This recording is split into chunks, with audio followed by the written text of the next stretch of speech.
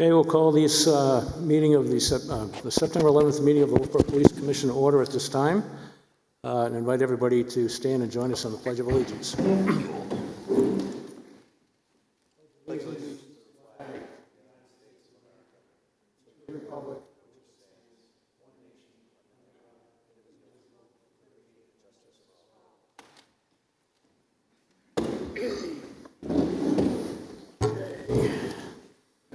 And taking the motion on the minutes from August 14th. Yeah, I will make a motion to accept those minutes as written. Okay, I'll second that motion. All in favor? Aye. Aye. Captain, monthly reports or right there. chief? I'm sorry. Hi, hey, you knew it this. Well, it's been that the other way for a long time. Good evening, all. My report is fairly brief. I just want to make the commission aware that we are in budget season, and we have begun our processing of the preparation for the upcoming police budget. That has been taking quite a bit of time. Next on the agenda is we're attempting to keep all our cars in as good a shape as we can keep them and keep them safe on the roads for the officers. As you know from the last meeting, we're down another car. So we're just putting it on the best we can. Since I last met with you, I've met with our new town code enforcement officer Joel, as well as the planning director Bill. I look forward to working with both of them as they review the current town ordinances and they seek to revise a lot of the verbiage there. As you probably have noticed in the last few selectmen's meetings, of which the police department attends, I've noticed, and perhaps Selectman O'Brien will mention this, is a recent attention to crosswalks, safety zones, and available parking. We have taken actually no real position per se, but we have made ourselves available to the public and to the Board of Selectmen to answer any questions they may have with regard to whatever enforcement issues have occurred, what we found to be common in the downtown area, and any concerns or complaints or motor vehicle crashes that have occurred. And to my knowledge, we haven't had any real problems downtown. We are working with Parks and Rec. Christine and I had a couple of meetings already on a couple of items. Number one is to revise and try to come together on a lost and found policy for the town. As it is right now, someone finds property that's left in any place in the town, it can end up anywhere. It can end up in our town clerk's office, our selectman's office, any one of the Parks and Recs places, or the police department. I'm trying to get that to one location. Christine has been very good about that and has actually volunteered to be the repository. We're just trying to make sure that the policies work out so that the stuff is safeguarded and people who own the property can be notified if we can figure out who they are. August 22nd, excuse me, August 22nd, we went and witnessed Officers Greco and Weed, who you met here during a meeting several months ago, graduate the New Hampshire Police Academy. In fact, Officer Weed is currently on the road with an arrest as we speak, or Officer Greco. And I should note that Officer Greco was the class speaker, and he was also recipient of the Jeremy Sharon Award.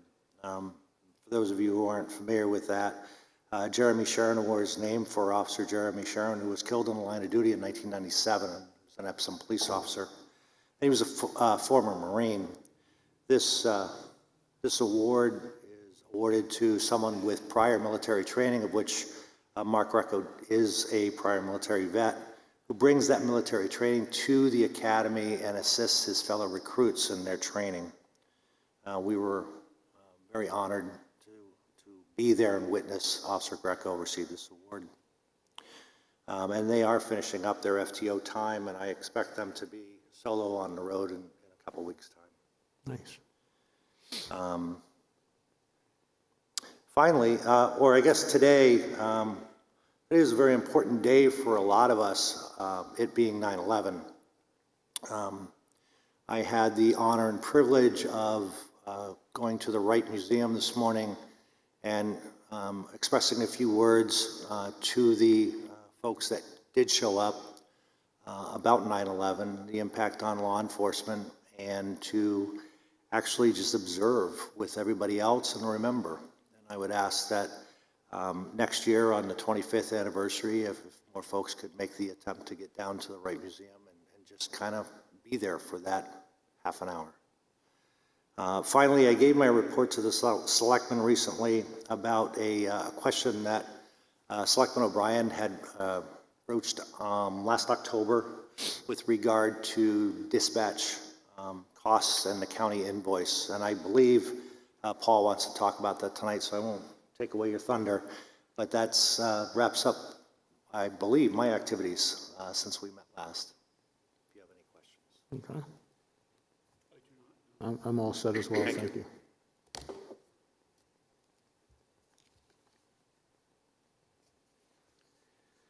Okay. Our next meeting date will be Thursday, October 9th at 6 o'clock. We'll be here in the Great Hall. Mr. O'Brien, Selectman O'Brien, excuse me.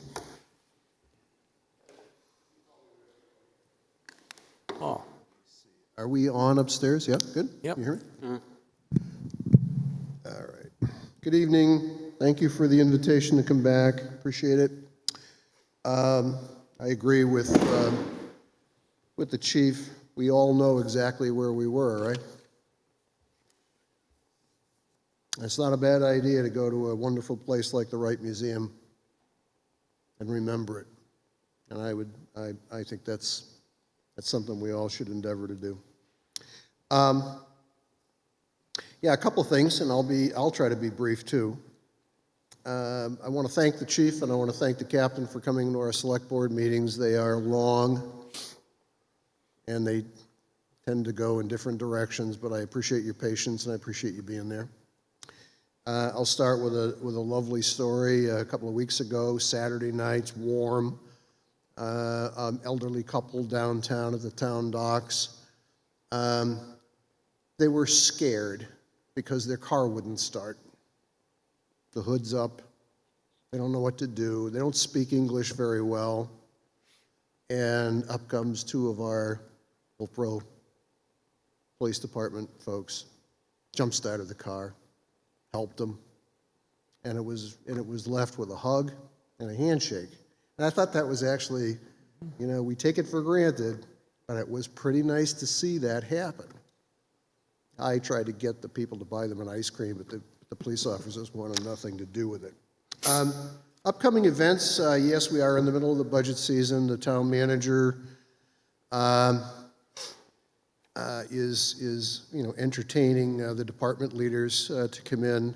I just suggest we all can't do what we've done in the past and just wait for that one meeting we need to get into the budgets collectively, individually, and know them inside and out, because the scrutiny, deservedly, is going to be very high. Because the way the budget works is we have to go back 2 years to get the budgets to come out. So the scrutiny is going to be high on everything. And that's not a message. That's just, we better be damn well prepared to answer tough questions by the public. It's pretty straightforward. We're a little bit overdue. The select board and the police commissioners were overdue for our quarterly meeting. So I gave some dates potentially to the chief for us to get together. Yes, the chief took an action item, and the captain did too, last October. I asked the question, we had just seen the Carroll County budget that came across, and as the voters, taxpayers know, we collect the money and then we pay the bills for the county, and we collect the money and we pay the bills to the school department. We collect money and we pay the bills for the town. And the Carroll County portion of the budget went up 27% on a year-over-year basis. And I think that's an eye-popping number. Inside of that 27% growth, the share of the town of Wolfeboro for police dispatch is approximately $162,000, at least at that time. Okay? The question that we asked of the chief is, A, do we use it? Is there value here? You know, is that a right number? And I'm sure he's shown his presentation to you.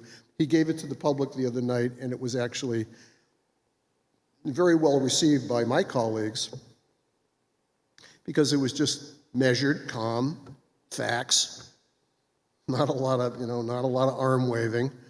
And so we want to get together and have a chat about how can we help the county understand that $162,000 for the service that we, for all intents and purposes, we don't use, but for what might have happened the other day when you flash cut the console, But other than that, we don't use it. Is there a formula issue we need to get squared away with the county? What is it? And we're reminded, Linda, bless her heart, reminds us that 11 years ago she took out the sword and was tilting at the windmill as well, and it never really went anywhere. But I think it's different now, because I think not only are we talking about the way in which we dispatch assets, but we're all reading about what the future of dispatch is all about. So we got a real, and I give the chief credit for this. He went out of his way to say we got a pretty world-class shop going on down there, and we just need to keep our eyes on that, but also we need to keep our eyes on the budget. So thank you for doing that. If we can get ourselves in a quarterly meeting and have a little strategery as to how we, in a very calm way, help our friends to understand that maybe there's a different way for them to allocate the cost. So that's that on budget. This coming week, the select board will be people have said, well, what's the deal with the Libby Museum? There'll be some information about the Libby collection. We have the collection valued now, and we will provide that information to the public. So for those people who are interested in knowing what that's all about, Wednesday night, stay tuned to the channel. That will be in a Libby trustees meeting. We'll go into Libby trustee land and do that. That's about all I have. On the crosswalks. So there was a little bit of a kerfuffle. Why did we do it? Was it done too quickly? That kind of stuff. I reported to the board. I did a random set of data collection every time I drove downtown. And I think I mentioned this a few weeks ago. Every time I drove downtown, I would just simply count empty parking spaces in the thoroughfare from Mill Street to Union Street. And I did it over a 3-month period. I produced a spreadsheet, 93 different observations. Only twice did I find that you couldn't find a place to park. And the other times, on average, it was a couple of spaces here, a couple of spaces there. So I don't know whether this is going to, whether folks want to continue to revisit the issue, but if they do, we'll just continue to collect data if that's the right thing to do. But there is an issue that all of a sudden we have delivery trucks parking where they used to double park and create a mess out in the street. Well, now they're safely parking, but they're parking in the hatched-off crosswalk area. So we've got a couple of pieces of thought leadership offered to us by members of the public that says, hey, that doesn't appear to be, whatever. So I think there is a ordinance or a parking ordinance for trucks and things of that nature, but it's on our agenda as well to revisit that and keep you all informed of what we're doing. So that's all I got. Okay. Thank you, Paul. Thanks, guys. Thank you very much. Great evening. Thanks, Sherry. Tom Bell from the Budget Committee.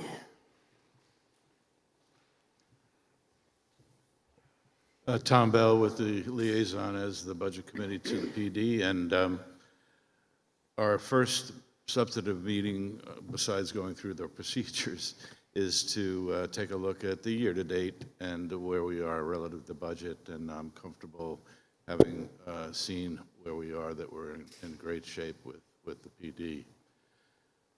That said, the cruiser piece, we can't keep putting those together with bubble gum and baling wire.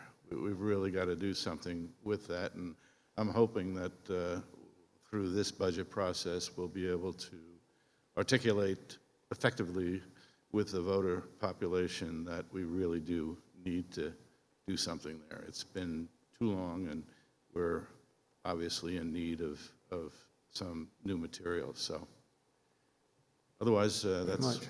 what I have to report. There should be more maybe next time, but any questions? I'm all set. No? Yes, Thank we're you. all set. Thank you very much, Tom. At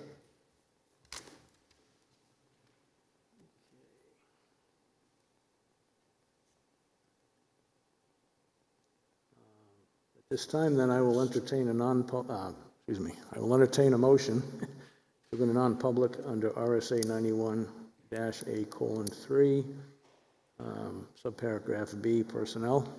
I will make that motion to enter non-public session, RSA 91A3, paragraph B, yep. 2B.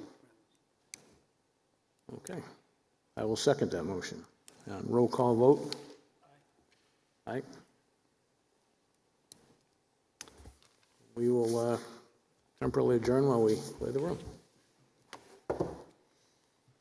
Thank you, gentlemen. Thank you, Bernie.